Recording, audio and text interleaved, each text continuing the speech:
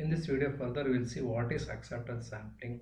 Acceptance sampling is a lot of n component is taken so that sample it is checked for defects. So the lot is accepted or rejected based on the samples it is taken. Suppose if you got 1 lakh piece, we cannot test all the 1 lakh piece. So we are going to take 100 piece and fix the number for accepting or rejecting the samples taken. So in the sampling plan there are three types of sampling plans.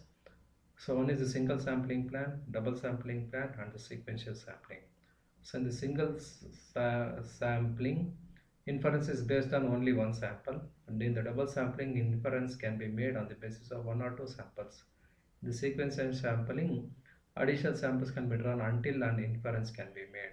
So like this, different acceptance sampling plans are there.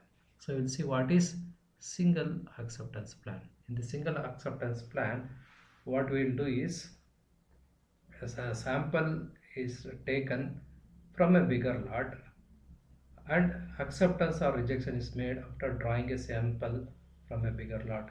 Inspection is done, and if the defectives exceeds a certain number, the lot is rejected, otherwise the lot is accepted when the number of defectives is less than the acceptance number. If it is a double sampling plan, what we do is, first a small sample is drawn first. If the number of defectives is less than or equal to the acceptance C1, the lot is accepted. If the number of defectives are more than the acceptance C2, which is higher than C1, then the lot is rejected. In case if the number of inspection lies between C2 and C1, second sample is drawn, the entire lot is accepted or rejected on the basis of outcome of the second inspection. So like this, the double sampling plan is done. So further, in the sequential sampling, what we do is, in the sequential sampling plan, when two or more samples of the stated size are permitted, and when the decision of the acceptance or rejected must be reached after a state of multiple number of samples. So here, first sample of n1 is drawn, the lot is accepted if there are no more than C1 defectives. The lot is rejected if more than R1 defectives are there. So like this, the second plan of N2 is drawn.